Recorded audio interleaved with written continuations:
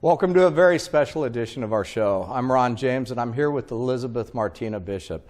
Elizabeth has written several volumes of poetry in short prose, as well as achieving a PhD, teaching writing, and having an overall exciting life. Elizabeth, thank you for being here to talk to us. Thank you, Ron. Thank you for saying I've had an exciting life.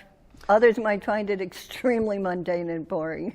Well, I mean, your body of work, which I have a little stash of books down here, My Feet Talk to the Road, and this one's a collection of prose, right? Short stories? Probably the only short story collection I have. Now, these are in no particular order, so tell us a little bit about this book and what inspired you to write it. Well, I think something that's important about the book, if you look at the cover, it looks like two people in Sedona. It is two people. Well, we had actually arrived in Sedona and been there 24 hours, and we were dropped in a parking lot. That's actually a picture of a parking lot in Sedona. Oh, that's right. Is this the Bell Rock parking lot? That's right. Oh, okay, sure. And so I felt that I needed to write this book afterward about Gardenia's Cafe. And Gardenia was actually a wonderful psychic that I knew in Boston who has since passed, and she inspired me. I really have never met a psychic like her. She just sort of shuffled into the Boston tea room and delivered all kinds of prognostications. And I said, wow, what if a book was written about her and the people that come into her tea room? And that's how the book began. We have another one here, Leaping into the Unknown. Yes, and that book was written about after the passing of my mother and how she saw the near-death experience in the afterlife. And the picture of me leaping into the unknown is, I was very happy because I just graduated from Sarah Lawrence College, and I knew that I didn't have to study anymore, at least not then. You know, it's a beautiful picture, and we're going to talk a little bit more about that later. Mm-hmm. So here's one that's kind of a fun title, Shaman's Lunchtime Cafe. Can you tell us a little bit about this book? Yeah, I was telling you previously in our little conversation that Shaman's Lunchtime Cafe was really written for all those people who are really addicted to shamanism, and they want to be shamans, and they take courses coming home to shamanism. And so I thought, again, what if we had a convention of shamans who were sitting in a cafe and just discussing what it was like to really be a shaman poet? So it's a tongue-in-cheek rendition of my work, but that's a very recent book. That's written really almost last month. So when we talk about shamanism, especially in a place like Sedona, there's a lot of people that claim to be shamans. Do you think that the real truth of what a shaman is and was has been lost in the modern interpretation? Well, I am taking a course right now in the history of religions, and shamanism does not come into that course, but in a way it's always there because of Old Arabi and New Arabi and New Norse and Old Norse. Every language and every culture seems to have a past and then a future, a language that's embedded in modern times and more contemporary issues. So, yeah, I think shamanism is somewhere, but where to find it? So you're kind of poking fun at the whole shamanistic way in this book. Someone once told me poets should never poke fun at anyone, because then they would imitate Aristophanes and the Greek poets who got in big trouble for poking fun at very serious philosophers. Oh, and that's a rule you follow. I really love Aristophanes and those people that wrote those plays, and I really feel like a playwright most of all. I think all my poems are the beginning of a play. You know, it's interesting in hearing you hearing you read some of your poems that you don't take yourself too seriously, even though the prose is beautiful and there's some amazing turns of a phrase. Talk a little bit about the philosophy that you approach your poetry with. I think that's really a hard word for me, because I said to you that I really love Greek philosophy, and I've been taking new courses in feminism that say, do not love the Greek philosophers, understand they have abandoned the goddess religion. So I used to call myself a hobo goddess, and me and my partner would go around to all the different fairs and say, we're here, the hobo goddesses have arrived. And there is something to that. I think humor is the one healing hope for society's ills. So we have a beachside motel. Yeah, that was Tell us a little bit about this one. Oh, that was our trip to Dover. And we went into an extraordinary hotel where they were doing all kinds of deep sea diving and archaeological research of the erosion of the soil in Dover. And that is about our trip to Dover. It's a pretty interesting book. Did you write the whole book during that trip, or did Yes. you write it in retrospect? Well, when you ask me, you know, Ron, if you ask me when did I write the book, I write about 2 or 3 poems every day. So it's kind of like if I'm somewhere for a month, then I write a month's worth of poems, and that goes into the next volume. That's very interesting. Now, this one, honoring the elders. Well, I was very, very happily asked by the Navajo to teach them, and they taught me. I couldn't teach them anything. And that's how that book came about, that I really wanted to honor the people that were trusting of me to come and teach them. But I learned everything from, it was the other way around, let me assure you. So the stack of books is starting to dwindle, but this isn't even your entire body of work. How many books have you written? I think in the last 3 years, 45 books. 45 books, and they're all full published books just like this? They're like that. And this is meditation, and you read a poem about the blue heron. Yes, I did, Ron.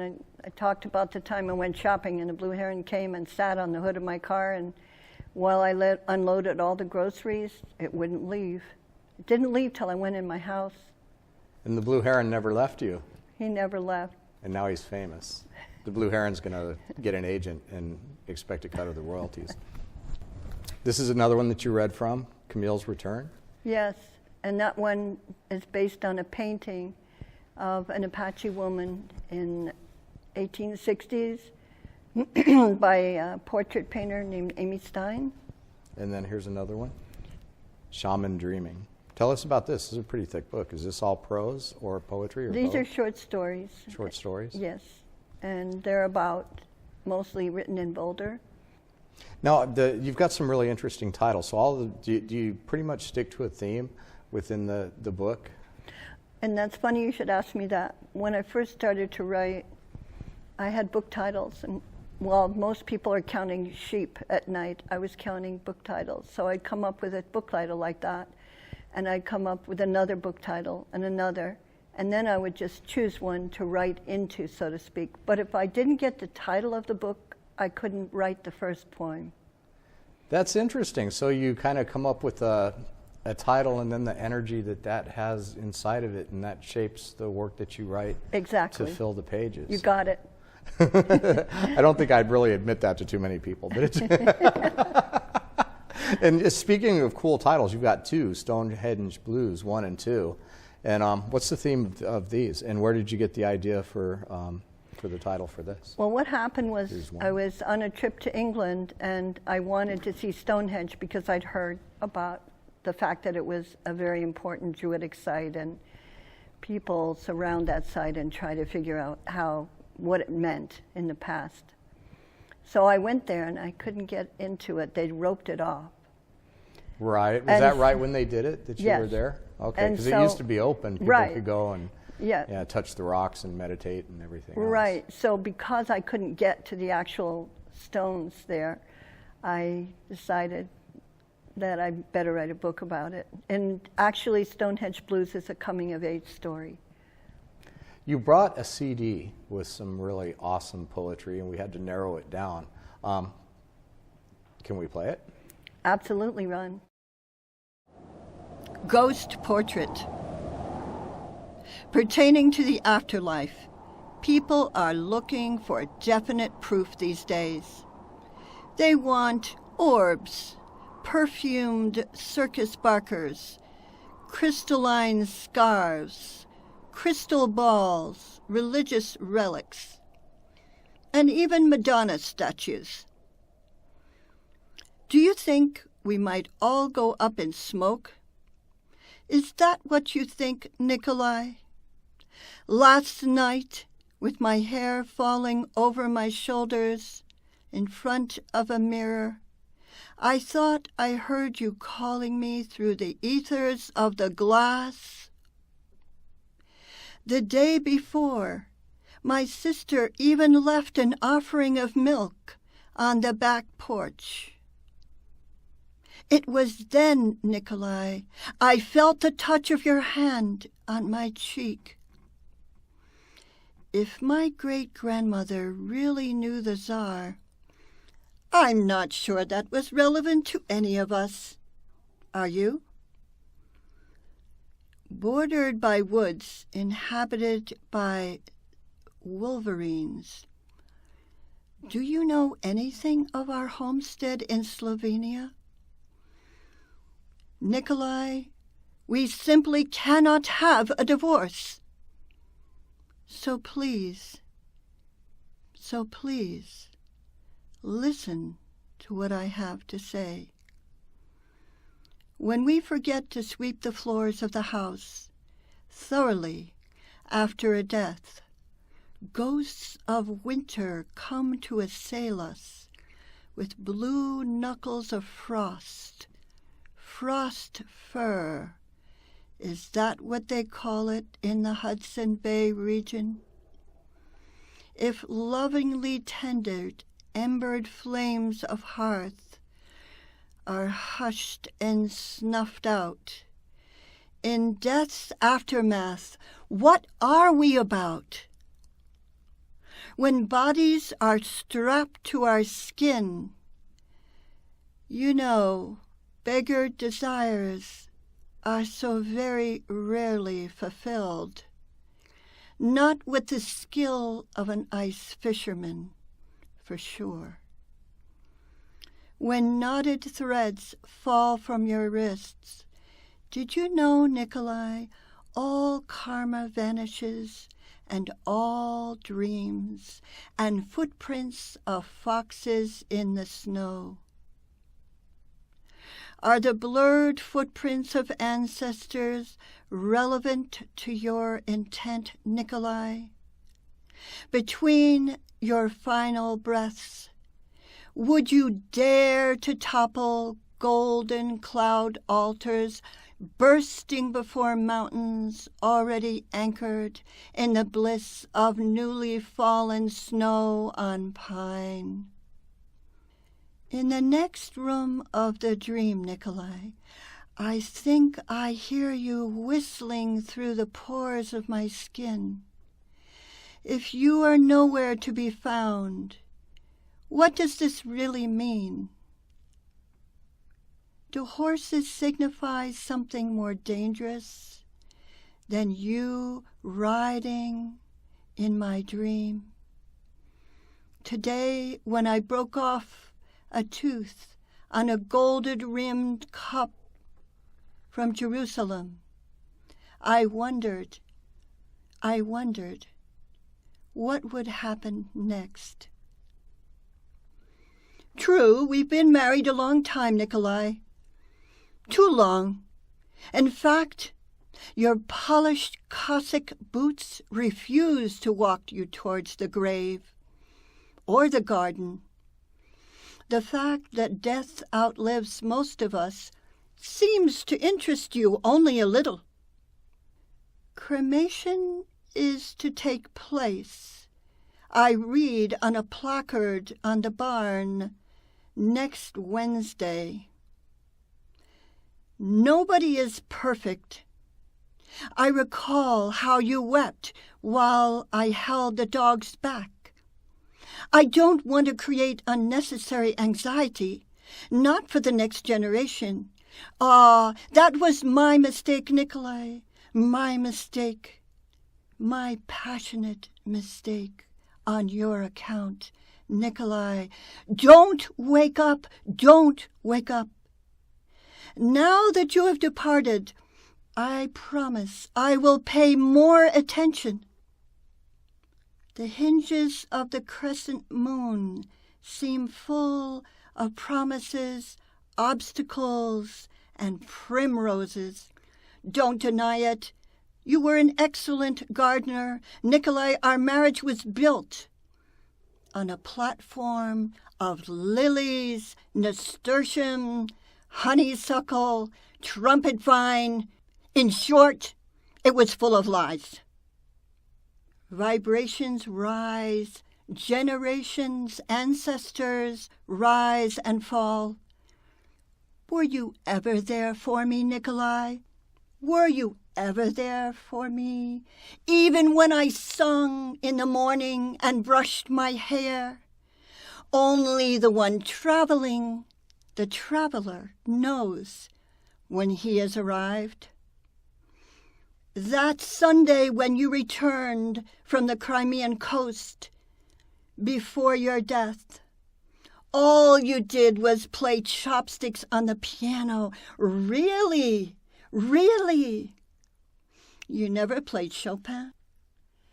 Not even a mazurka, a polonaise? Not even anything that would move my heart? I already saw the stones turn in the garden, the small ibex on the pond, reflecting what of passion had surely left. Sorrow remained on my broken tongue. I was never jealous, Nikolai. Let hell warm the little fires of our blue-embered knuckles of the past. Rich is the man who has no debts to pay, as far as love goes. In Slovenia, everyone is known to have left this world wrapped in a new linen cloth, blessed by a monk. Ravens must have had their way with you, Nikolai, for you were tied in a sitting position. Watch them peck the rice that is floating in the river of breath. Their arrival signifies the unseen body's departure.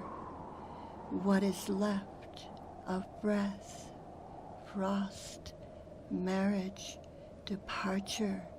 What is left of love, Nikolai?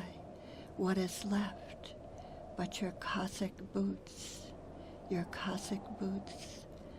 fur-lined cap, the foxes gathering by the river. Tell us a story about that. Is because in the body of your work, I don't really know right now if Nikolai was a real person or if it's someone you made up. Well, what happened was, and I think this happens to many people involved in the creative process, is that you experience something with somebody and then you create something out of something else and make it into something else.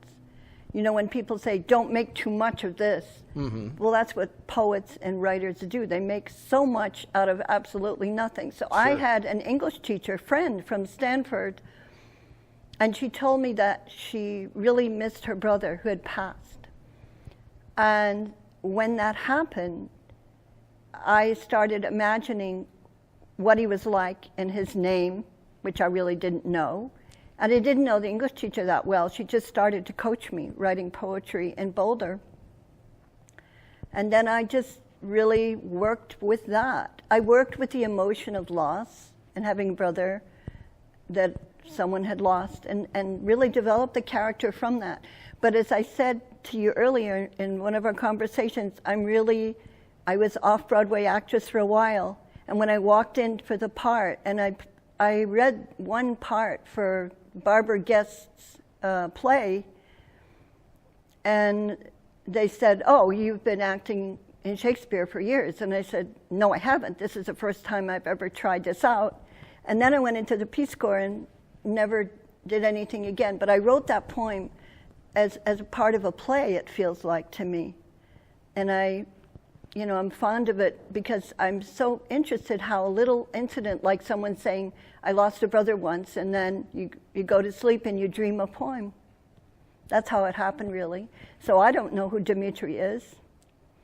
So tell us about your process, because it's very interesting. So many people, when they write, especially people that aren't really writing poetry a lot. I think poetry has become an outlet for anguish for so many people. So like country and western music. Like country and western music, yeah. I lost my dog on the hill. Yeah, that kind of thing. So, but you have taken it somewhere different, where it's a way of life for you, but also you're exploring themes and situations that don't really exist except in the use of the poetry as a vehicle to explore a situation. And that is like, that's poetry on steroids. That's like this advanced way of approaching life and approaching writing through poetry that very few people, even people that practice the art, they never arrive at.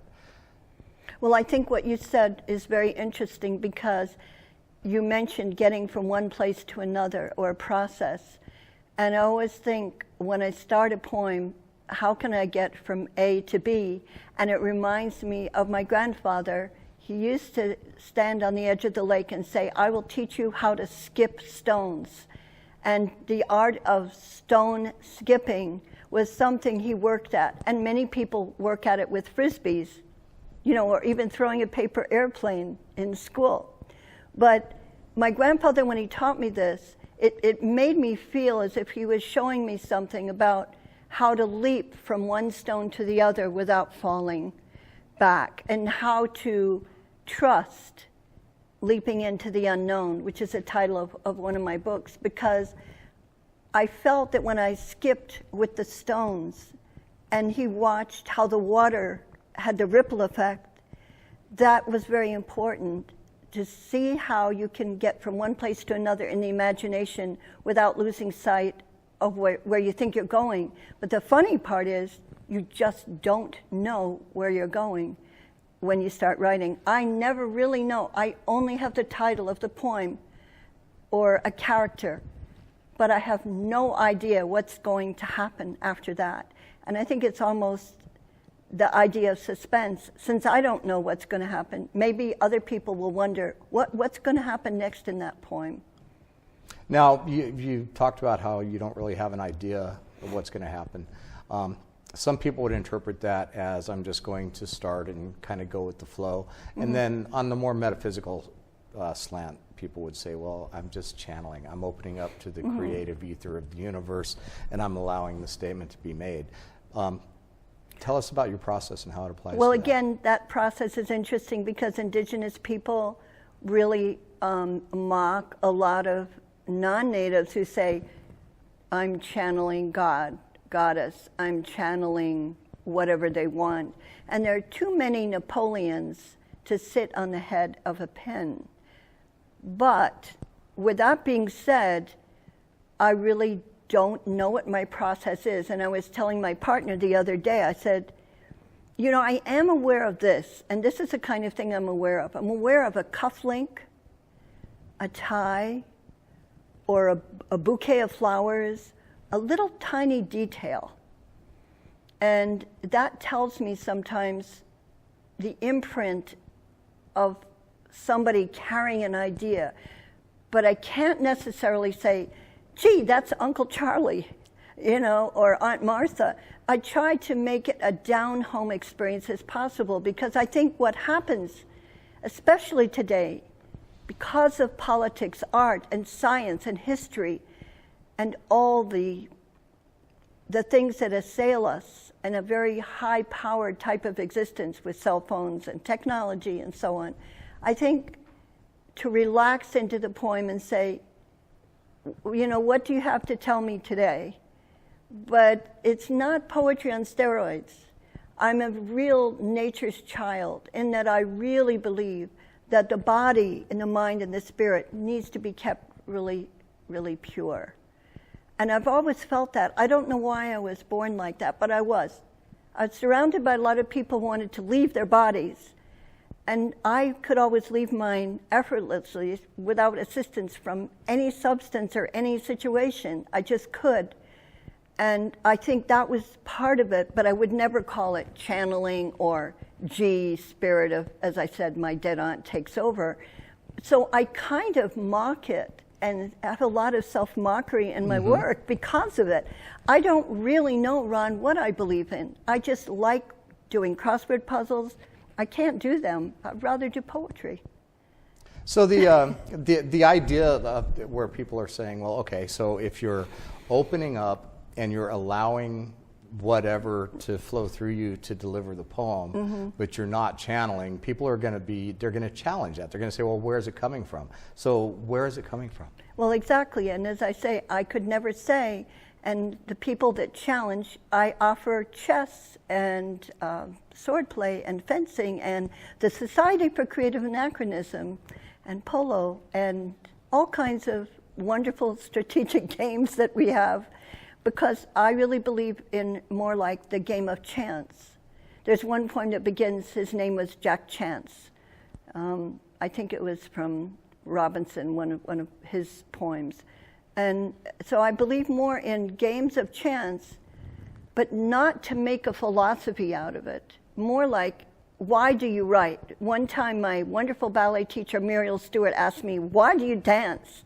I said, because it's beautiful. So it's kind of like, why do you like gardening? I love gardening because, and then everybody makes a healing mantra out of an activity which is simply what it is. Does that make sense? It makes perfect sense. It's a state of being. Could you the beauty of the gardening or the beauty of the dance is not in thinking about doing it. It's not in having done it. It's in about being in the moment and experiencing it and being it. Does that resonate with you? It does resonate. And it does so resonate. What you're saying, that the act of creating the poem is a being in the moment kind of act too. Maybe one of the most perfect moments that we can attain. So do you find on an ongoing basis that obviously we all have to take care of the things we have to take care of to get by in life, and that is, of course, being in the moment as well. But do you find that do you live for those times when you're just completely in the essence of artistic expression? No, but see, you framed it, and when you frame it, it goes away. I mean, that's the thing I'm always saying to my partner: don't frame this. It has no frame. It's limitless. It's expressionless.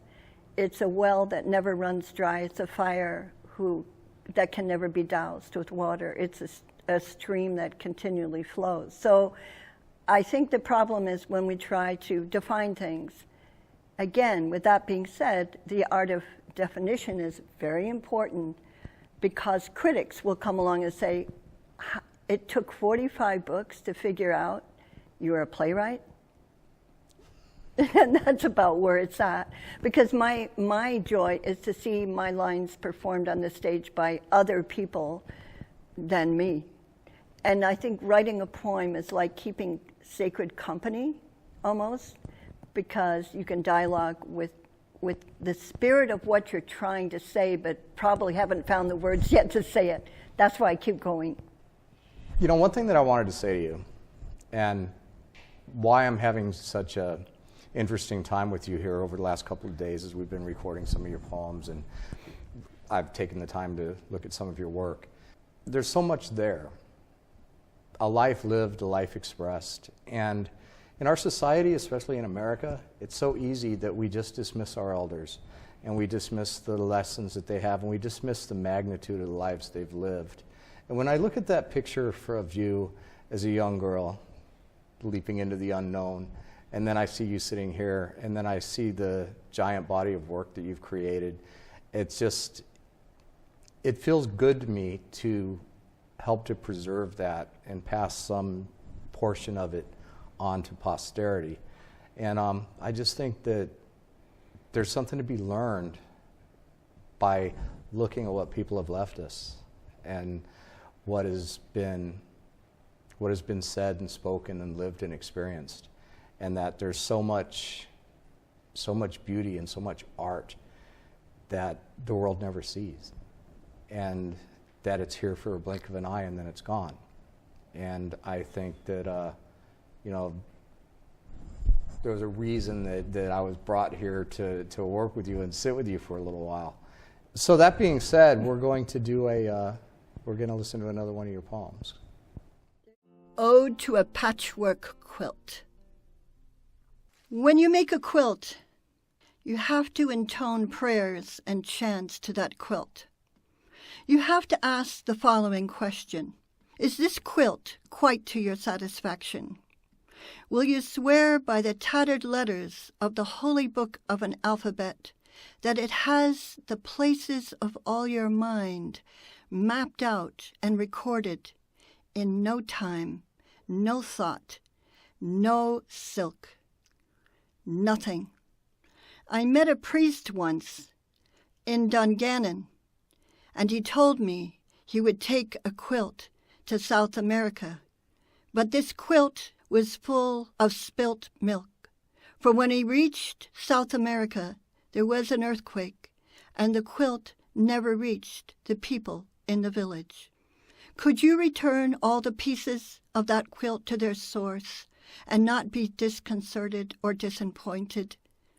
What of the krises and the holy stones that have created welts in the clans and in the silk and in the milk of kindness never given out and in the compassion of evening? The riveting of travelers growing by the number in their rooted homelessness and despair. Are you quite sure the quilt patterns and all the places it represents are evenly shown, fairly distributed in each circle, square and diamond patterns, limbing in the quickening cants? There are fiddlers that keep talking, keep playing when there are no musicians present. There are quilts that gather up all the stitches and keep hanging when there are no gallows and no criminals to hang. Are the stone huts, the pariahs' outcast bivouacs and caverns quite to your pleasure? Or do you remain blind to the stitches that the thimbles on your thumbs create? Do the birds in the picture on the quilt chitter unceasingly in paradise, while mizzen stars, the horses you wove, stripped from torn pieces of red woolen petticoats, snicker as they swim near the edge of the cathedral moats? Does the needle stitching, ruffled trim beggar description for the design, or imitate root patterns in the same way a tree knows its rhyming roots? In the same way the artisan moves flowered metal trims on flat wagons and on caravans. I see the embroidery of your apron, the delicate spidery filigree needlework on your side purse, full of leaves and stars and mizzen stars and goats on the rooftops.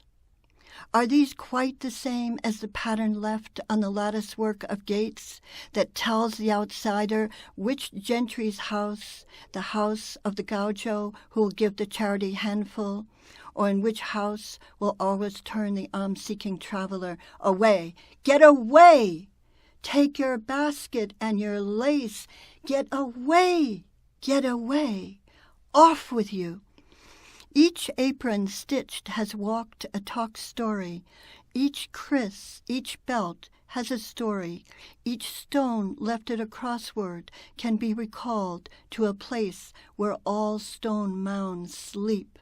Each stone voices a story of some accommodation, of fire, timbers going up in flames to banish any trace of death, in order to burn the last thread, the last wilderness of flesh, the last remnant of a life that's lived, or even voicing a yarn or a talk story about a traveler brood accomplishing the birth of a string of newborn foals.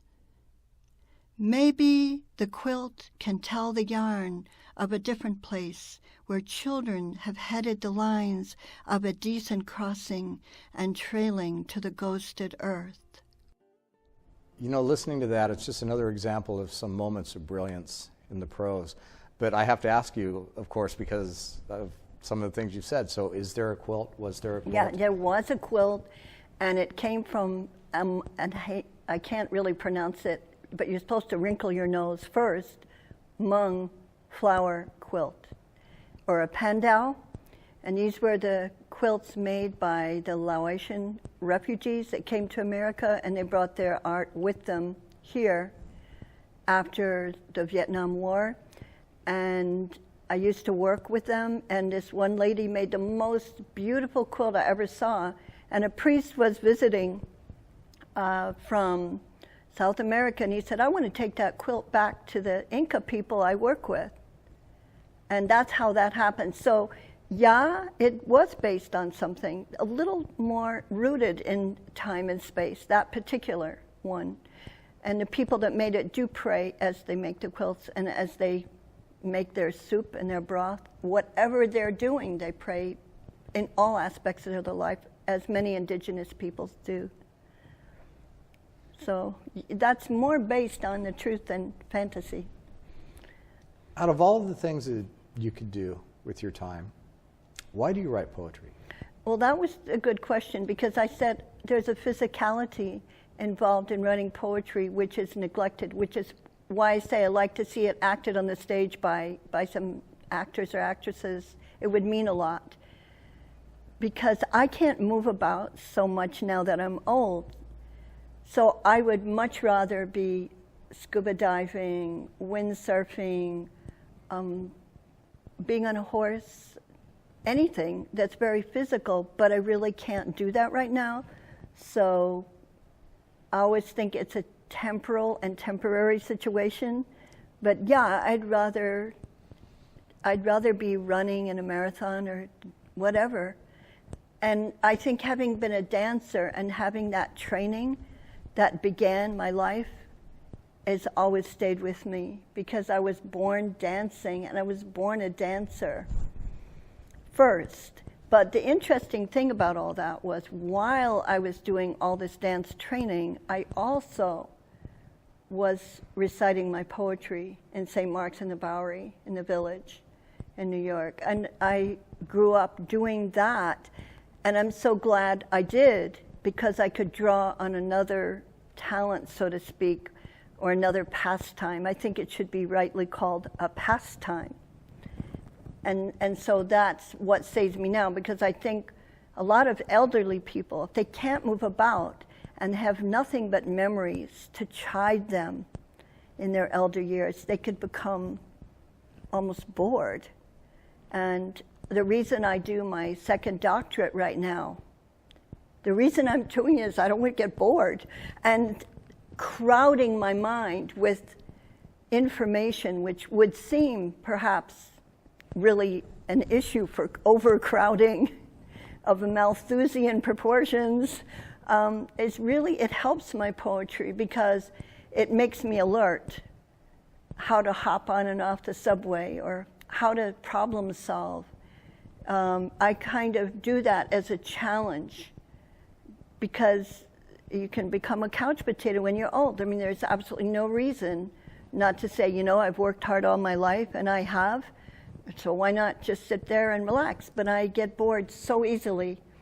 So I'm probably ADD or something, but I really like to challenge my mind, and then all those thoughts from doing doctoral dissertations and work like that bring my poetry into a space where it can blossom. Does that make sense? It makes perfect sense. And I also notice that there's a bit of the trickster energy, a little cantankerous nature, a little bit of humor that's not readily apparent that weaves its way through the things that you write. Can you tell us a little bit about that? Well, I was never aware of being a trickster, but people always say, you're mischievous or something like that. And maybe that's so, but never to harm anyone, only to keep life interesting and light. There's so many layers to what you're writing, and there's so many layers to how you portray it. And there's even the layer of, I just painted a complete image of a person who never really lived in a situation that never really happened. Yep. And it is so delivered so powerfully that I'm the only one who knows if nobody asks. So there's a certain amount of humor and witticism built into what you're doing. And so I'm not so much asking you if you're aware of being a trickster. I'm asking you if you're how much you actually weave that in intentionally, and how much of it you discover is just there as a result of the process that you used to write. Yeah, but again, see, that's the will and intention. And, we're hung up on will and intention and manifestation, especially if you come from Sedona. You have to be aware of manifesting something.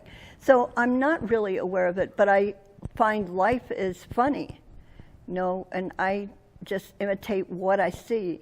So I don't really think, gee, I think I'll put in a line here. But I love to watch stand-up comedians, and I think Robin Williams was truly the greatest contribution American culture has for a long time. And that informs my work, that I don't think we should take life so seriously. And also, Native American humor. If you try that on someone who doesn't know about it, they'll go, that isn't funny.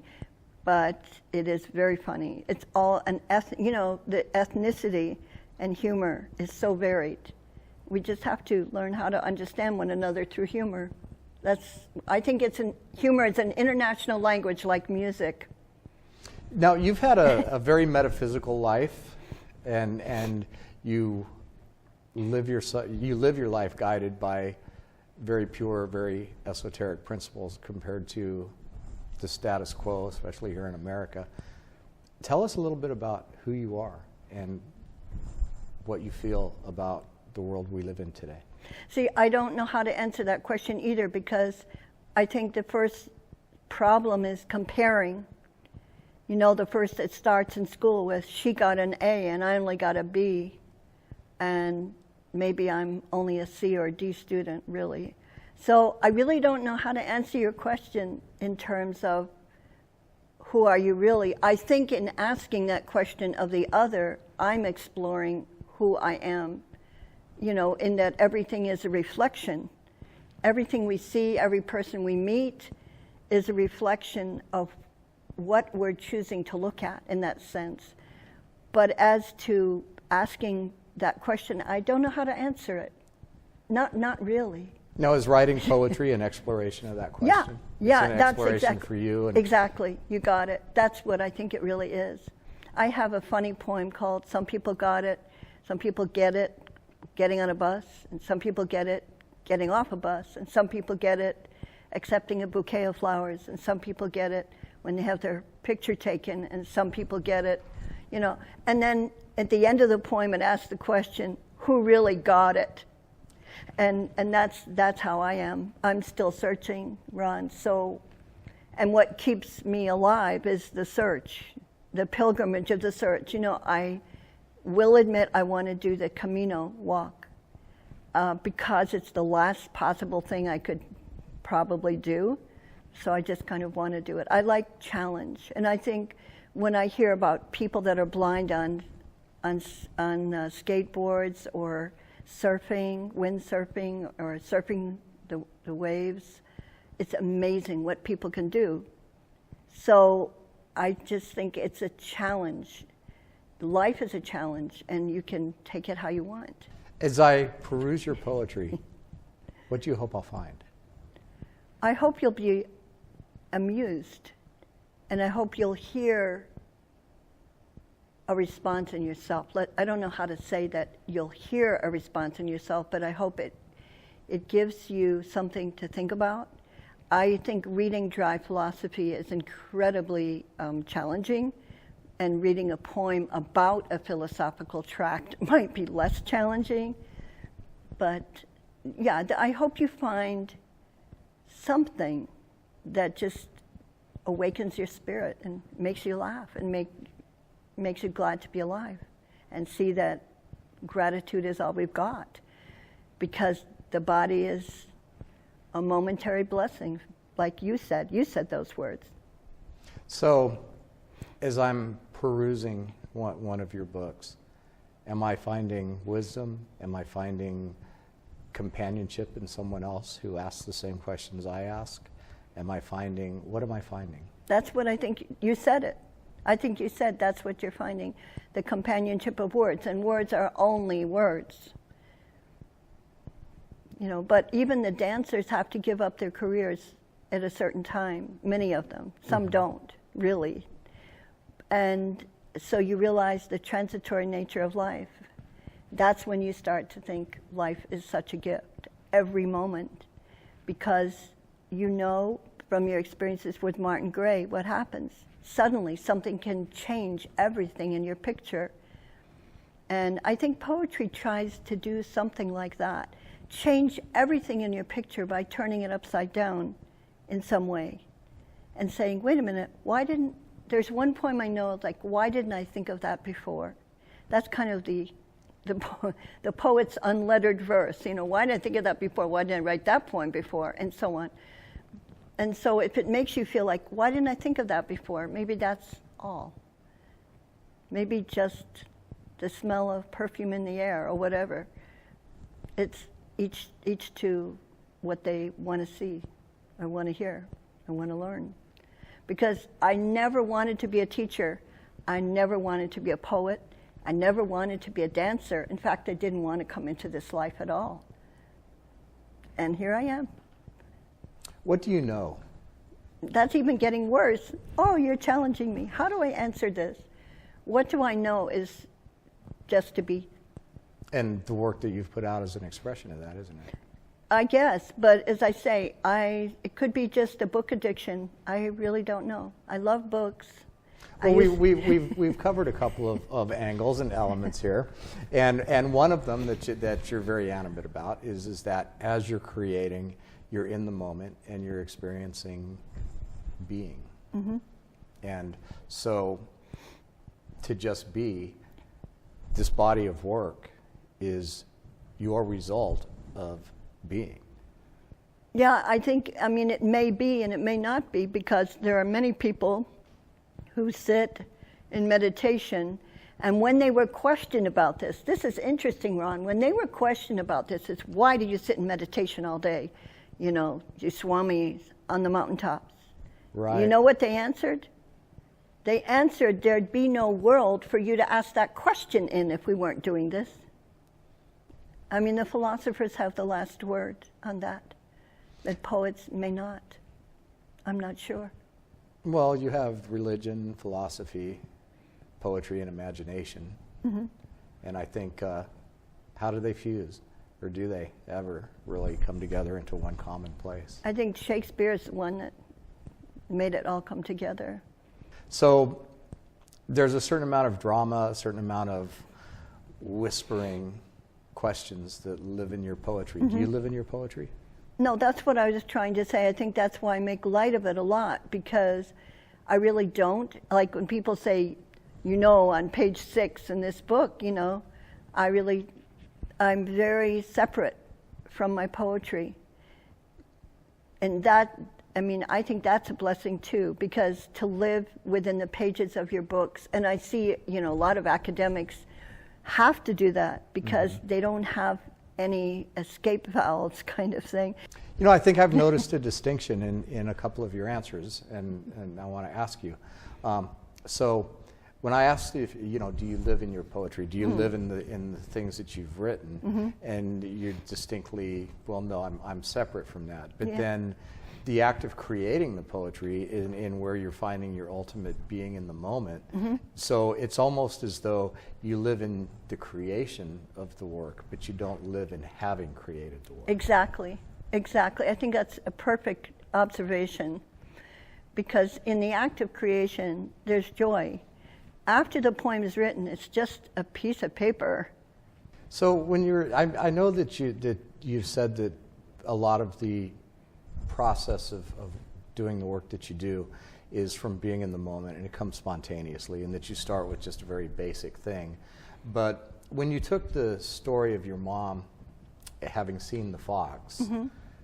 did you have any idea where you were going to go with that? No, I just had a scrap of paper with her writing on it, and she's a beautiful calligrapher. All her letters were in beautifully shaped letters. And I just looked at this letter and I read the sentence, and voila, the poem was born. I didn't think, gee, you know, I'm going to make a poem out of it. I always think about the intention. I don't have an intention, because an intention frames too much and says, Sure. you know, like, I'm going to do this thing, But because certainly there's lines in this poem that are designed to resonate, rather by thinking that I want to write a line that resonates, or just allowing it to come through and you're successful creating a line that resonates. There's several lines in this poem that resonate with people and their relationships with their mothers. And so as listening to it, it's just so hard to believe that it was just an off-the-cuff idea from a fictionalized situation, and all of a sudden you just wrote this thing in a half trance, and then turned out this poem that actually succeeds in having gravity. But if it succeeds in having gravity, that's quite by chance. But what you said about that's all you did and that's what happened is true. That's what's so interesting about the imagination and the world of Maya illusion and so on, you know. So you said earlier that you publish yourself as Elizabeth Martina Bishop so that you're not confused with the Canadian poet Elizabeth Bishop. Yeah. And you obviously have a great reverence for her. Can you tell us, was she a key inspiration for you? Not really until people started telling me about her. They said, you know, your name, your name, your name. So I went up to Nova Scotia and I sat in her pew. And she died in '64. And I read many of her works and so on. And she's a great inspiration. Now that's a conscious act of inspiration. But when my name became what it is, I wasn't aware. And I had one person who was very sternly told me, you're going to have to change your name. So the first book I ever wrote, I did change my name.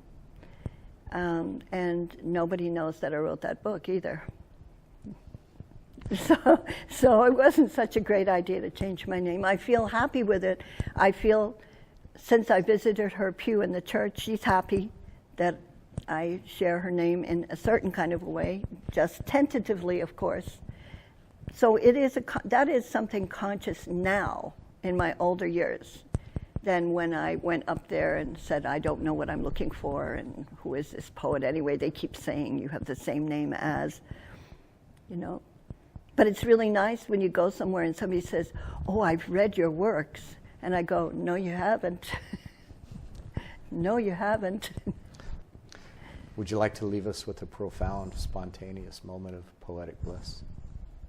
You mean like before I lay my favorite jewels out on the table, speak to me and tell me why I'm sorry, if you are able? Beautiful. Elizabeth, thank you. Thank you so much, Ron, for your time. It was a delightful experience talking with you. Really delightful.